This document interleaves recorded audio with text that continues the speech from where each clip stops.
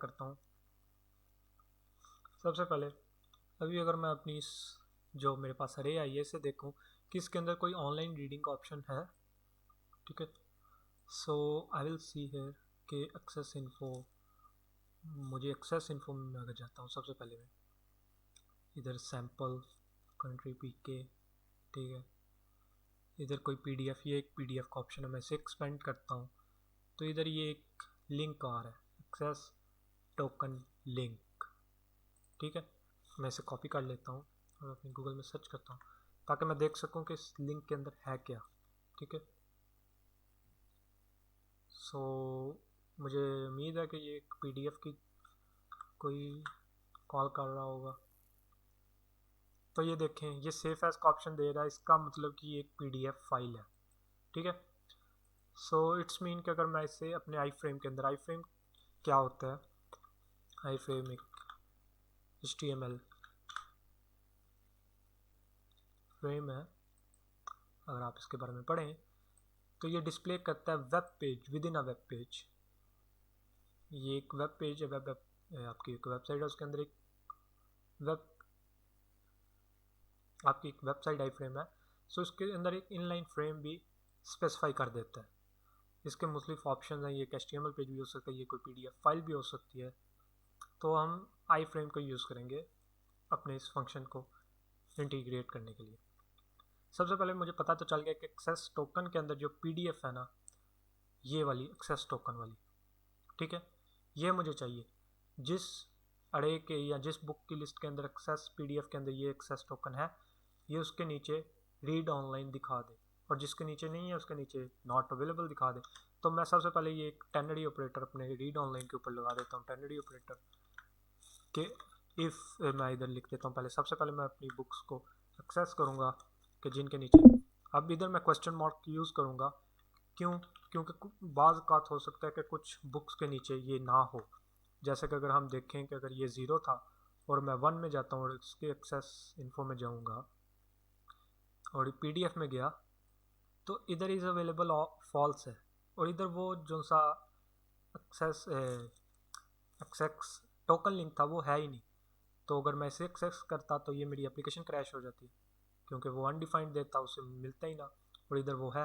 तो इसके लिए मैं इसके पीछे एक क्वेश्चन मार्क लगाऊंगा और एक्सेस इन्फो में गया, उधर से मैं PDF में गया और PDF के अंदर मैंने की ढूंढा, एक की था सबसे पहला ये, मैं इसे अगर कॉपी कर लूँ इधर से, मैंने कहा एक्सेस टोकन लिंक, ठीक है, अगर वो नहीं है, अगर वो अनडिफाइंड है, ठीक है, तो ये टेनरी ऑपरेटर चला दो, अगर वो अनडिफाइंड है, अगर वो नहीं है तुम्हारे पास, ठीक है, तो यानी कि is not equal to undefined, अगर वो अनडिफाइंड के बराबर नहीं है इसका मतलब वो आपके पास मौजूद है। ठीक है, तो मुझे ये रीड ऑनलाइन का ऑप्शन दिखा देना तुम, ठीक है, और अगर वो तुम्हारे पास मौजूद नहीं है, ठीक, तो फिर क्या करो तुम, फिर मुझे एक नल पॉइंट, यानी कि मुझे बता दो कि तुम्हारे पास वो बुक PDF फॉर्म में अवेलेबल नहीं है। ठीक है, अभी मैं फिर से आपको डिफाइन कर देता हूँ कि books access info dot PDF में एक्सेस टोकन अगर वो अनडिफाइंड नहीं है, इट्स मीन कि वो डिफाइंड है। ठीक है, तो मुझे ये रीड ऑनलाइन बुक दिखा दो, ठीक है, कि वो आप बुक रीड कर सकते हो, और अगर वो अनडिफाइंड है तो फिर नॉट अवेलेबल का ऑप्शन दे दो। मैं अगर इसे फिर सेव करता हूँ और इधर जाके इसे आप देख सकते हैं, अभी इसने इंटीग्रेट कर लिया, ये बुक जावा के ये नॉट अवेलेबल है, जबकि पहली बुक और तीसरी बुक इसके अंदर रीड ऑनलाइन का ऑप्शन मौजूद है। सो इसने रीड ऑनलाइन का ऑप्शन इधर मुझे दिखा दिया। ठीक है, अब हमारा फंक्शन ये है कि रीड ऑनलाइन जो बटन है, ये बटन, इस पर जब वो क्लिक करे, ठीक है, तो इधर एक आई फ्रेम ओपन हो जाए, ठीक है, जिसके अंदर वो बुक, यही बुक, ना कि ये जिस पे क्लिक किया गया, जिसके रीड ऑनलाइन ऑप्शन पे क्लिक किया गया, वही बुक इधर आ जाए। ठीक है, आई फ्रेम हमने इस इधर बनाना है। तो HTML या जो वेबसाइट्स बनाते हैं ये पता ही है कि मॉडल्स जो से होते हैं, अगर एक सेक्शन में बनाना है तो ये एक कंटेनर में आ रहा है, और मॉडल जो सा होता है वो एब्सोल्यूट होता है, वो पूरे एक वेब पेज पे फैल जाएगा। सो उसे हम इस कंटेनर से बाहर बनाएंगे इस तमाम से। मैं इसे बुक्स के इस कंटेनर से बाहर बनाऊंगा। सो मैं इधर बाहर आ जाऊंगा एक, और इधर एक रीडिंग ब्लॉक क्रिएट कर लेता हूँ, ठीक है।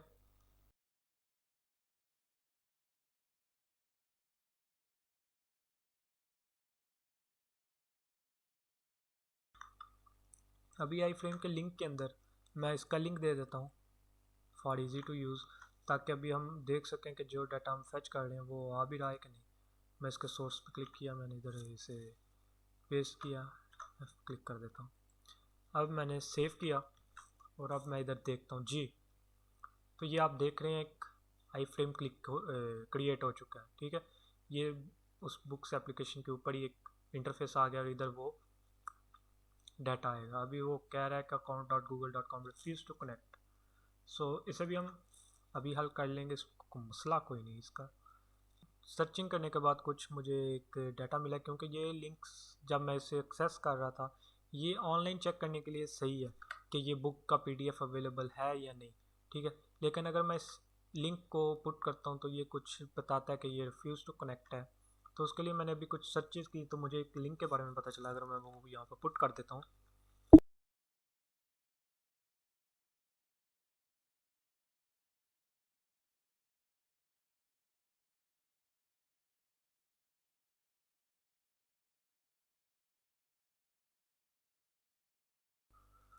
जी, और ये लिंक मुझे मिला है इंटरनेट से कि जिसके ज़रिए हम उस बुक्स को उसको एक पीडीएफ तक एक्सेस कर सकते हैं। ये कुछ एपीआई बुक्स पे रिक्वेस्ट कर रहा है और उसके बाद एक आईडी लेके, आईडी जो कि बुक आईडी होगी, उसे यूज़ करते हुए कुछ एलपीजी पीपी1 और आउटपुट एम्बेड कर रहा है।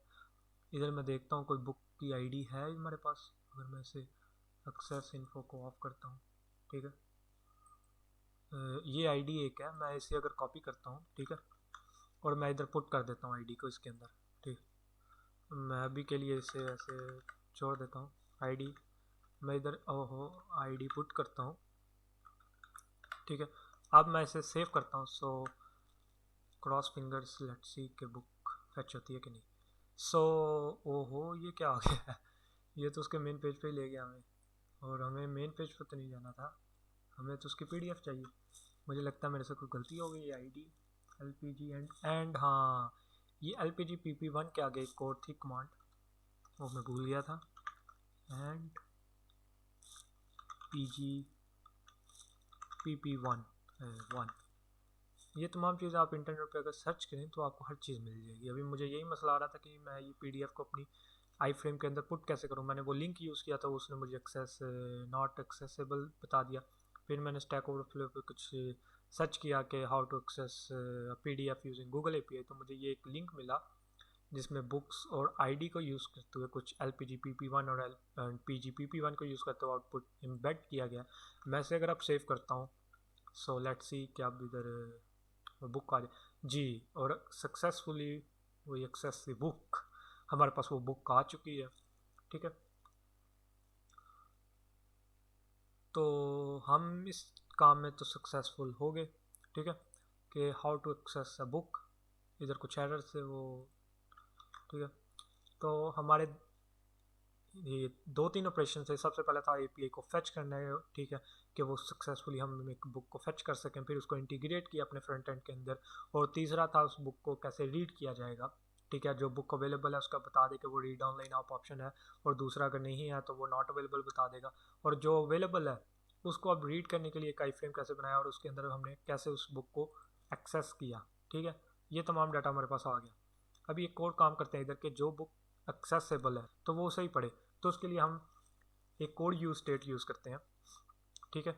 हम इधर आए, सबसे पहले तो हम उसे हाइड भी करेंगे आई फ्रेम को, कि जब बुक सर्च हो तब वो हाइड हो। उसके बाद अगर हमें उसकी ज़रूरत है, हम रीड करना चाहते हैं, तो तब वो ज़ाहिर हो। तो मैं आईडी, क्योंकि मुझे बुक की आईडी भी चाहिए, तो मैं एक सेट आईडी का एक यूज स्टेट बनाऊंगा, ठीक है। मैं इसे अनडिफाइंड अभी रखता हूँ, ठीक है, और दूसरा एक टर्म भी रखता हूँ टर्म क्या होगी कि क्या टर्म है, फॉल्स टू फॉल्स, ऐसा कि मुझे बुक पढ़नी है तो मैं रीड ऑनलाइन पे क्लिक करूँगा तो वो बुक आई फ्रेम शो हो जाए, अगर मैं क्रॉस पे क्लिक करूँगा तो वो आई फ्रेम रिमूव हो जाए। ठीक है, अब मैं सबसे पहले अपने रीड ऑनलाइन ऑप्शन पे जाऊँगा। ठीक है, और या सबसे पहले मैं अपने आई फ्रेम पे जाऊँगा। ठीक है, और आई फ्रेम के ऊपर एक टर्म लगा दूंगा, वो टर्म है। ठीक है, टर्म है, मैं इधर टर्म पे क्लिक करूँगा, टर्म की स्टेट लगाऊंगा और कहूँगा अगर वो ट्रू है, यानी कि अगर उस पर क्लिक कर दिया गया, ठीक है, तो ये जितना ब्लॉक है ना आई फ्रेम वाला ये मुझे शो कर दिया करो। ठीक है, और अगर वो फॉल्स है, ठीक है, अगर वो फॉल्स है तो कुछ भी शो ना करना मुझे। ठीक है, अभी चूंकि वो फॉल्स है तो ये ब्लॉक तो शो होगा नहीं। ठीक है, और जब वो ट्रू होगा जब, तो ये जो सा ब्लॉक है ये शो होगा, और अगर फॉल्स होगा तो कोई ब्लॉक शो नहीं होगा। और दूसरा फंक्शन हम ऑन क्लिक किस पे लगाएंगे कि जब भी इस बटन पे क्लिक हो, ठीक है, तो ये बटन क्या करेगा, ये सेट कर देगा टर्म जो सा उसे फॉल्स। ठीक हो गया, और दूसरा ऑप्शन हम अभी मैं इसे अगर सेव कर लेता हूँ, लेट्स सी कि हमारा इधर इंटरफेस क्या आता है। अभी इधर कुछ डाटा नहीं आ रहा। ठीक है, इट्स मीन कि वो फॉल्स है, वो रिमूव हो चुका है इधर से। ठीक है, अब इसे ट्रू करने के लिए हम रीड ऑनलाइन बटन जिस पे हम क्लिक करेंगे उससे कुछ इफेक्ट होगा। ठीक है, तो मैं इधर आया, मैं इधर ऑन क्लिक का एक कोड फंक्शन ऑपरेटर लगाता हूँ, इवेंट लगाऊंगा। ठीक है, कि इस पे ऑन क्लिक करने पे एक इवेंट रन हो जो क्या करे, सेट टर्म को ट्रू कर दे। ठीक है, मैं इसे सेव कर लेता हूँ, मैं इधर आया। ठीक है, मैंने अब ये आ गया ऑप्शंस, मैं इधर रीड ऑनलाइन पे क्लिक करता हूँ तो ये ट्रू हो गया और इधर ये मुझे बुक दिखाई देगी। अब चूंकि बुक भी मुझे वही चाहिए जिस पे मैंने क्लिक किया है, और अगर मैं फॉल्स पे क्लिक करता हूँ ये बंद हो जाएगा। उसके लिए मैं एक मेथड बनाता हूँ, एक फंक्शन बनाता हूँ, क्योंकि एक बटन पे क्लिक करने से ही मुझे दो अभी यानी कि दो चीज़ें पास करनी है। एक ये कि ये ट्रू हो जाए, ठीक है, और दूसरी ये कि ये आईडी जो इस बुक के ऊपर अवेलेबल है, ठीक है, जो इस बुक की एक्सेस टोकन या इस बुक के ऊपर अवेलेबल है वो आईडी ही इधर आई फ्रेम में पुट की जाए। तो मैंने चूंकि इधर यूज स्टेट एक बनाई हुई है आईडी की, तो इसके नीचे ही मैं एक कोड एक इधर इधर मैं अगर इसे कंसोल को भी कमेंट कर देता हूँ, ठीक है, इसको मैं डिलीट कर देता हूँ।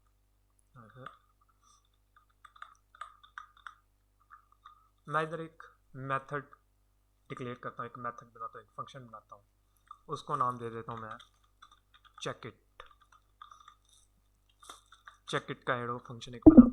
मैं इधर इसके अंदर एक आईडी रखूँगा। ठीक है, ये पैरामीटर इसके आईडी हो गया। तो मैं इसे कहूँगा सबसे पहले अगर आईडी आ जाए तो जो सेट आईडी है ना वो उस आईडी के नाम पे सेट कर दो। ठीक है, और जो सेट टर्म है ना वो अब ट्रू कर देना तुमने, यानी कि जब वो बटन पे क्लिक करें तो तुमने आईडी भी सेट कर देनी है जो कि ये आईडी है। ठीक है, और दूसरा तुमने टर्म है ना जो सी वो ट्रू कर देनी है। ठीक है, अब अगर मैं इधर आता हूँ तो इधर ये पूरा एक एरो फंक्शन डिफाइन करने के बजाय मैं कह देता हूँ इधर के चेक इट, इसे चेक करो। ठीक है, और इसके अंदर मुझे बुक की आईडी पुट कर दो, तो मैं इधर लिख देता हूँ बुक।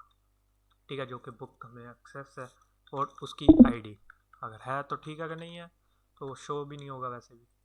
और जब ये बुक की आईडी अब उधर पास कर देगा और टर्म को ट्रू कर देगा, अब वो आईडी हमने यूज़ करनी है अपनी इसके इस आईडी के अंदर। ठीक है, ये आईडी थी।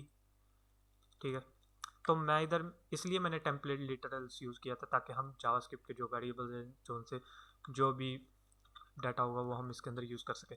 तो मैं डॉलर लगा के दो कर्ली ब्रैकेट्स लगाऊंगा तो इधर अब हम वो आईडी पुट कर सकते हैं। मैं इधर वो आईडी लिख देता हूँ।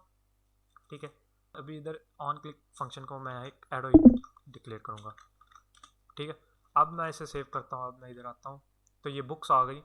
अब आप ये देख रहे हैं जावा फॉर आर्टिस्ट्स, मैं रीड ऑनलाइन पे क्लिक करता हूँ, तो अब देखते हैं कि ये वही बुक लेके आएगा या नहीं। तो yes, Java for artist. So we successfully fetch the books then access the books। हमारा एक फंक्शन तो सक्सेसफुल हो गया। अगर मैं इस पर भी क्लिक करता हूँ TCP फॉर सॉकेट्स, तो ये TCP सॉकेट्स इन जावा ये हमें बुक ला देगा। ठीक है, सो सक्सेसफुली हमने एक ऑपरेशन तो हमने परफॉर्म कर लिया, हम एक चीज़ में कामयाब हो गए। अब दूसरा दूसरा जो सा हमारा ऑपरेशन है वो क्या है, वो ये है कि अब हम बुक को सर्च भी कर सकते हैं। ठीक है, अभी सर्च फंक्शनैलिटी इसमें ऐड नहीं हुई, तो हम बुक को सर्च भी कर सकें, और जो सर्च हो डाटा वो इधर आए, उस पर भी यही तमाम मेथड्स परफॉर्म हो। सो मैं अपनी एप्लीकेशन में आ जाता हूँ, अपने कोड की तरफ आता हूँ। तो इसमें मैंने एक फॉर्म बनाया था ये, ठीक है, और इस फॉर्म के अंदर जो डाटा है, ठीक है, मुझे उसके साथ कुछ करना है। ये एक इनपुट है, ठीक है, और ये सबमिट का ही बटन हो गया, या जो भी आप एंटर कर देंगे तब भी सबमिट हो जाएगा। सो सबसे पहले तो मैं एक स्टेट बना लेता हूँ क्यूरी, जो कि एक सच क्यूरी होगा। ठीक है, मैं उसे डिक्लेयर कर लेता हूँ इधर ही, इससे ऊपर कर लेता हूँ, चलो कांस्टेंट, उसको नाम दे देता हूँ सच का। मैंने सच डिक्लेयर किया, सेट किया सच को, कि जब बुक सच हो जाए तब क्या होगा। उससे पहले मैं उसे एक डिफ़ॉल्ट वैल्यू भी दे सकता हूँ। ठीक है, मैं इसे सेट सच, ठीक है, और एक क्यूरी भी बना लेता हूँ।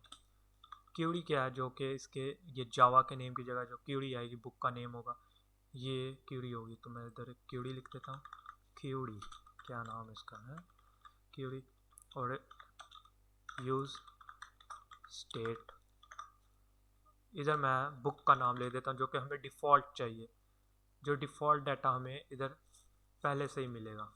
सो मैं इधर फिर से टेम्पलेट लिटरल्स यूज़ किया था, तो मैं इधर डॉलर का साइन लगाऊंगा, इधर अपनी क्यूरी लिख दूँगा। अब अगर जब ये सर्च होगा, जब भी फैच होगा, तो जावा की बुक सबसे पहले बाइट लेके आएगा। जो भी बुक्स आपने फैच करनी चाहिए उसका आप इस क्यूरी में नेम लिख देंगे। सबसे पहले जब भी एप्लीकेशन ओपन होगी तो वो जावा की बुक दिखाएगा डिफ़ॉल्ट।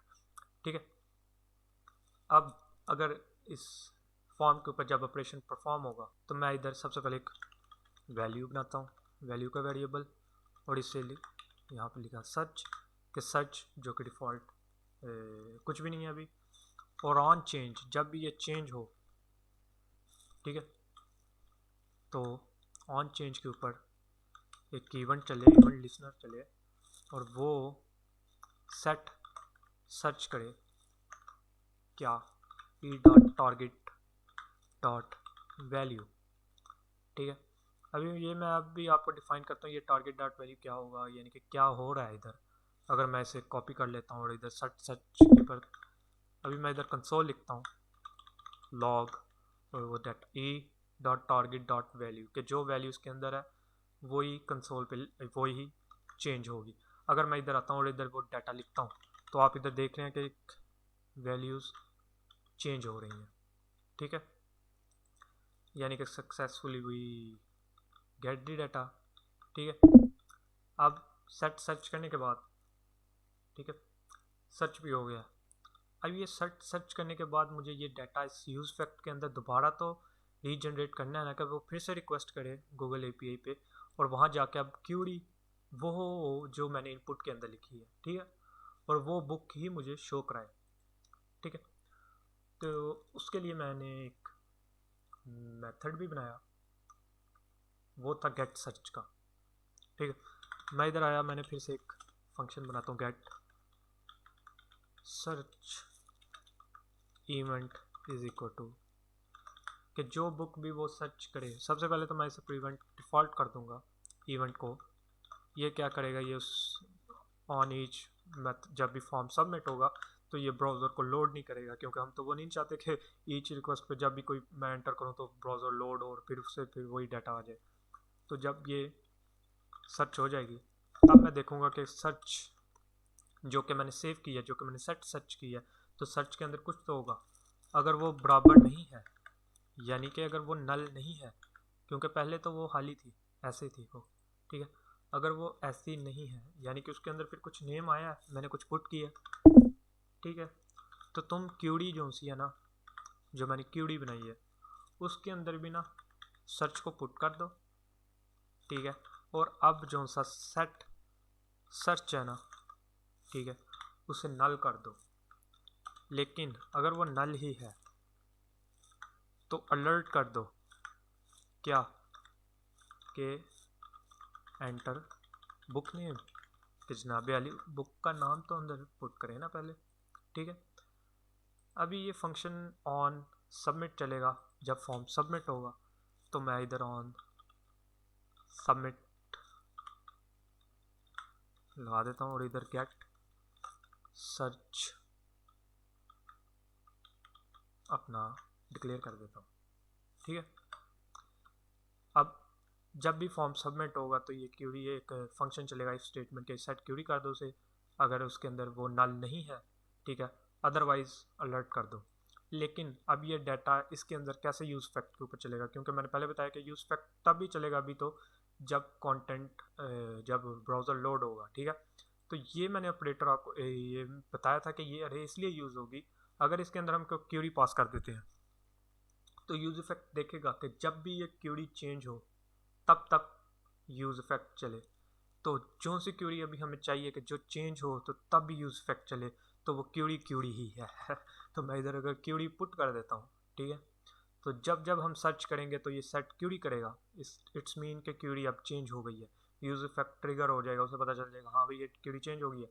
वो फेच करेगा, यहाँ से डाटा लेके आएगा, इधर इस बुक का नाम आ जाएगा उसकी जगह, और रिजल्ट हमारे सामने आ जाएगा। मैं इसे सेव करता हूँ एंड नाउ मैं इसे रिफ़्रेश करता हूँ और अब इधर मैं उस बुक का नाम लिखता हूँ।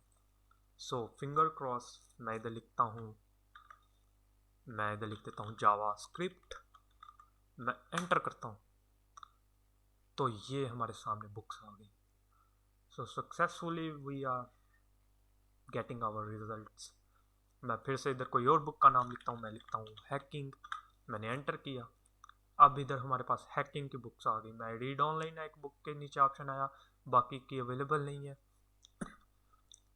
मैं रीड ऑनलाइन पे क्लिक करता हूँ, इधर एक आई फ्रेम ओपन हो रहा है और उसके अंदर वो बुक आ गई। मैं इसे रीड कर सकता हूँ इधर से, जितना मैं इसे नीचे जाता हूँ जितना इंटरनेट आपका तेज़ होगा आपको उतनी जल्दी इसकी प्रीव्यू भी दिख जाएगा। मैं क्लोज पे क्लिक करता हूँ, ये बुक क्लोज हो जाएगी। मैं इसे रिफ्रेश करता हूँ तो जो डिफ़ॉल्ट बुक्स हैं हमारे पास वो हमें इधर शो होंगी। So this is our application जिसे हमने सक्सेसफुली क्रिएट किया है गूगल एपीआई को यूज़ करते हुए। प्रोजेक्ट का कोड मैं आपको लिंक डिस्क्रिप्शन में दे दूंगा, आप उसे एक्सेस कीजिए, उसके साथ टिंकर कीजिए और उसके अंदर जो बेहतरी भी हो सकती है तो उसके बारे में मुझे कमेंट्स में लाजमी बताइएगा कि इस प्रोजेक्ट के अंदर मैं क्या बेहतरी ला सकता हूँ, ठीक है, इसे कैसे और अच्छा कर सकता हूँ।